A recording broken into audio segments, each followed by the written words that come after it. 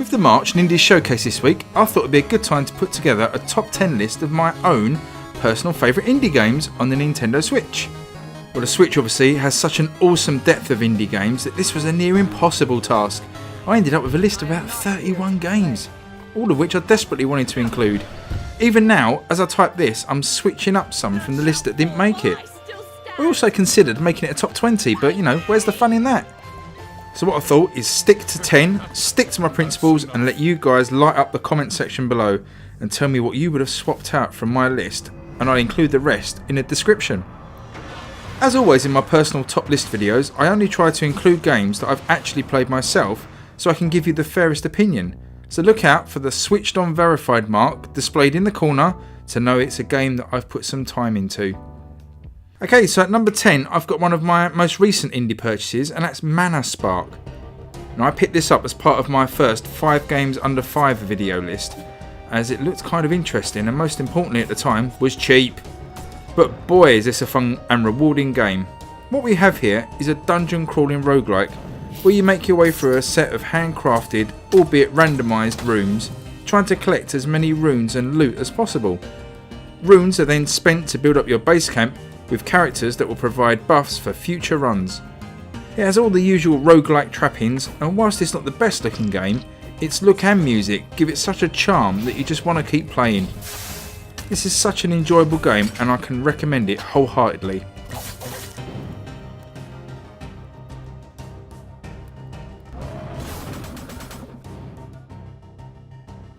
Although there were some games on my list that didn't quite make it that I probably enjoy more, I've put the excellent Horizon Chase Turbo in here to give the list a bit of variety. And this one is a throwback to classic arcade racing games of the past, most notably and obviously Outrun. Horizon looks amazing on the Switch and really shifts at a cracking pace. It's a Switch racing game that works near perfectly without the need for analog triggers, and is great to play handheld as well as on the big screen. With a massive single player campaign, split screen local play, online leaderboards and a rotating seasons mode, there's a lot here for your money. If you're into your racing games, then you just have to pick this one up. And if you want more information, I've linked to a full review in my description below.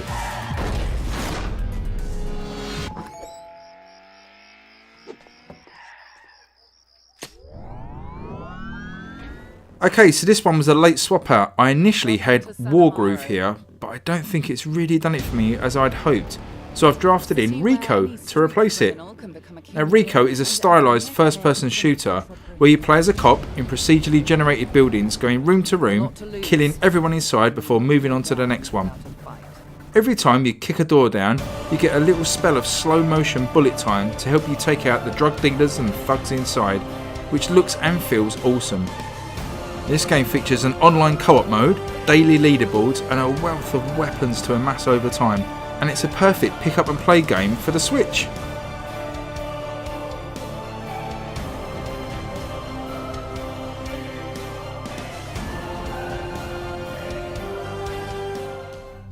Okay, next up I've chosen Iron Cryptical. This twin stick shooter is a love letter to games like Smash TV from arcades past and combines that gameplay with a gauntlet-esque aesthetic. The action is fast and your weapons feel like they have real punch as you attempt to clear each screen in the randomised dungeon from enemies. There's also a wealth of loot to collect and even a room featuring an arcade cabinet which lets you play a side-scrolling game based on Ghosts and Goblins. With gigantic bosses, 4-player local co-op, online leaderboards and all at a bargain price, there's a lot here to keep you coming back to this shooter. I also have a full review of this one, check out the link below for more details.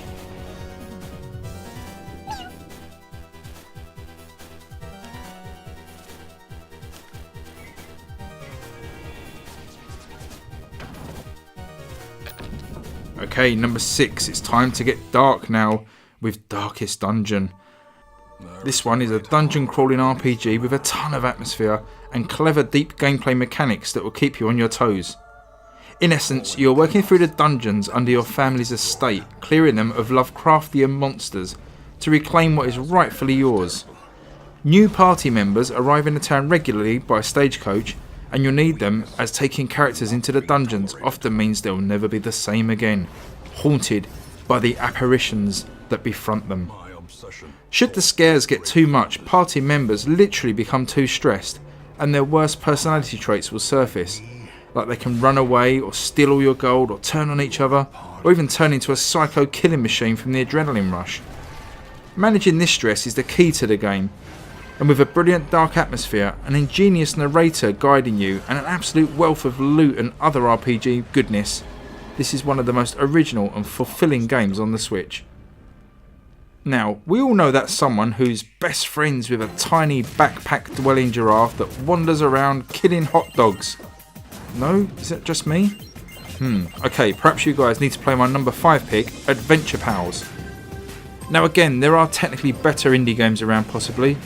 As I said, this was a near impossible list to put together, and I could have happily gone with 10 other indie games and the list would still have been amazing in my opinion. But I've included this cutesy 2D platforming game because it's been one of the only games I've been compelled to complete so far on the Switch. And anyone that knows me and how many games I like to play at one time would know that's quite the achievement, and that's a real credit to this game. As you might expect from my intro, this game is bonkers in a fun way.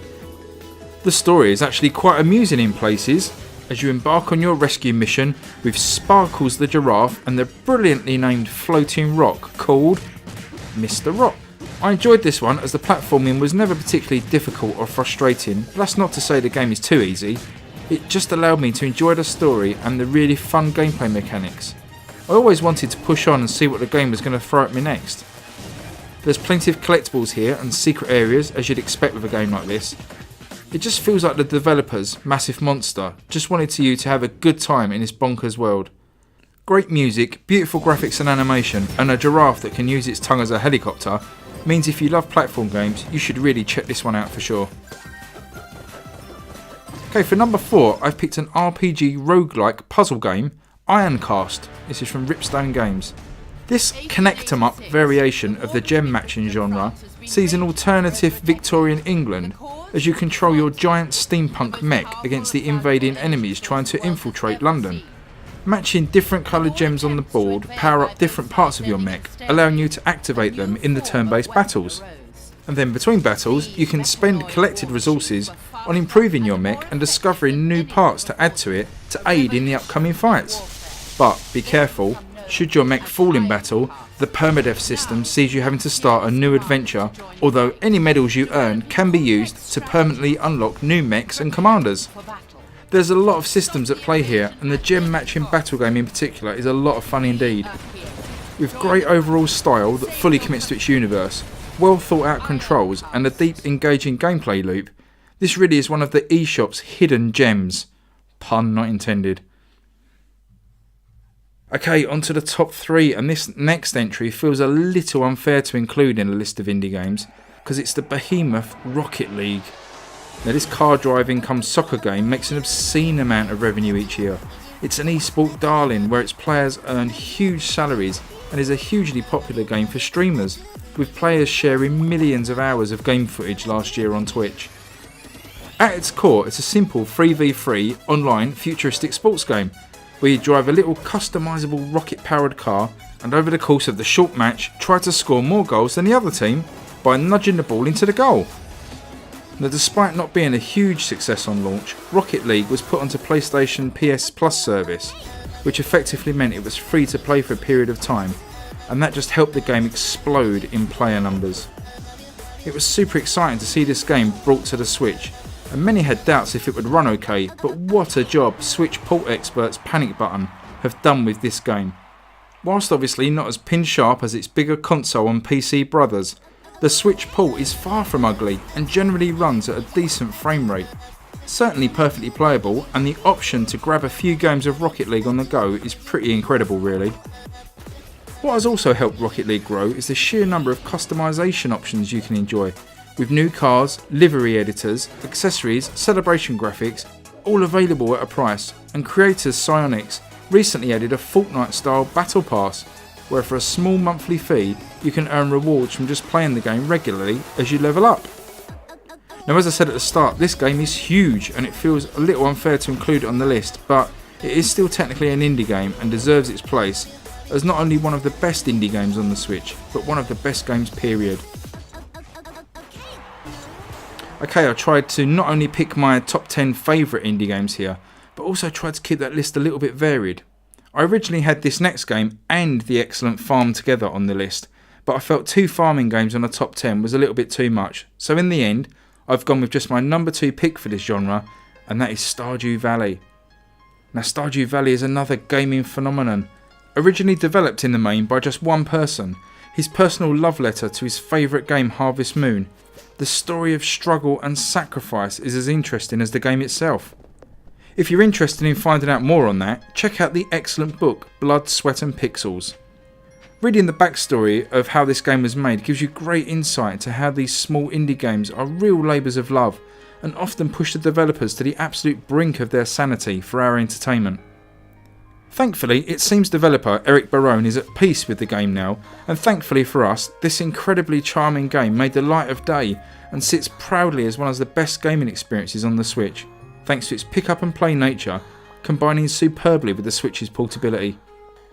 For anyone not familiar with Stardew Valley, it's basically a light RPG story driven farming game, where you take over your rundown family farm and restore it to its former glory. After clearing up your land and getting introduced to the mechanics of farming, you set off into the town to meet up with a host of varied characters who all have their own individual backstories and personalities, which really helps add to the charm of the game. Now whilst the game doesn't move in real time like something like Animal Crossing, there is a day-night cycle to contend with, and also the changing seasons, which dictate some limitations on things you can and can't do, and also crops that you can plant. The farming aspects are just deep enough to complement the story portion of the world nicely, without ever being overbearing. And there's that nice addictive loop of planting seeds, keeping them watered and harvesting them to sell. The economy in this game is really well done, and maximising your profits correctly can be quite a challenge. Then as the days tick by, the NPCs in the game will give you various quests to undertake for small gifts, and in-game events will crop up in relation to the seasons. So an approximation of Easter is in the spring, for example, and Christmas at winter. You get the idea. So you'll need to grow your farm and also begin to take on the role of town fixer-upper as you help restore the community centre to receive special reward bundles, and there's a whole other world once you get into the caves and start mining for minerals as the game takes on a more action-orientated dungeon crawling feel. I could go on, there's just so much to see and do in Stardew Valley, including the very recently added online co-op mode. It's almost incomprehensible that one person made this. If its fun gameplay doesn't win you over, then its charm just might. And if you're a fan of the aforementioned Harvest Moon or Animal Crossing, then you should absolutely pick this up.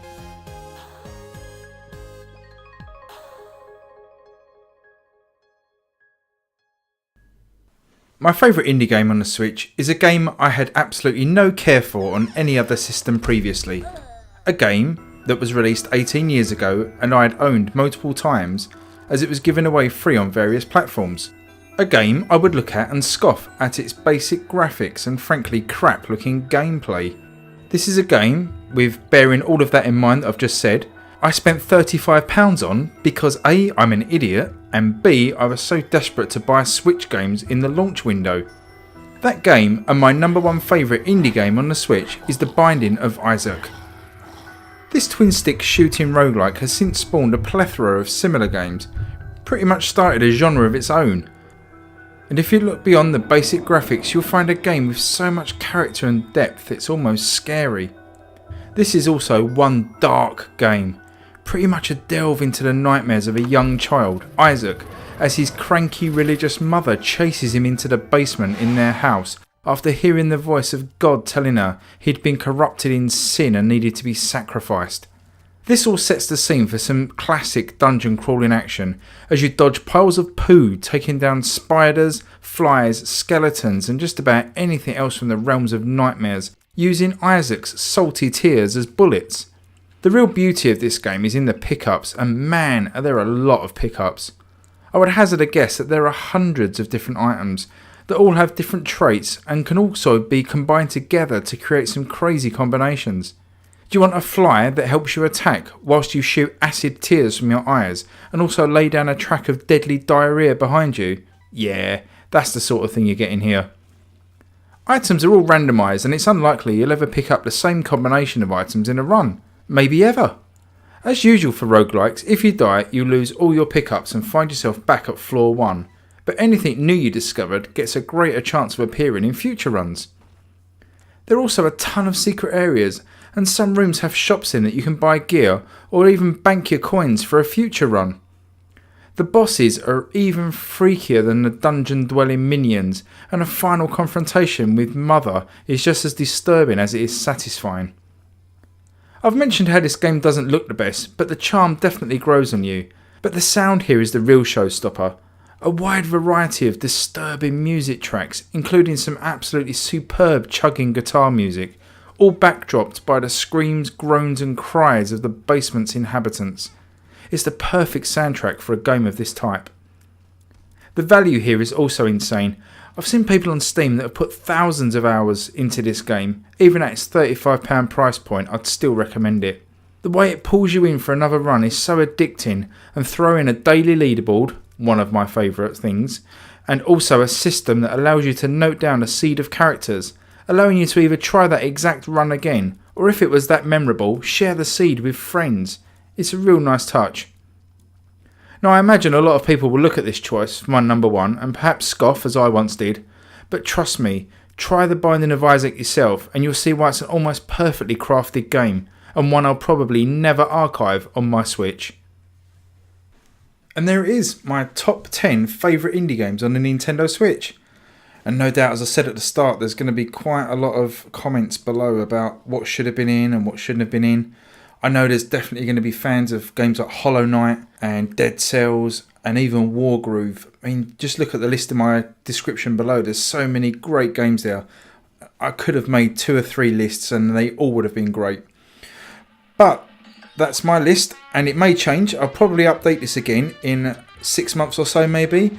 There's always great indie games coming out. We had obviously Cuphead announced this week, which will probably find a place in its top 10 unless something better comes out. So quite a fun thing to do. Look forward to doing the next one, and I look forward to reading your comments below. But until then, thanks for watching. Please subscribe if you like this video, and I'll see you on the next video. Bye!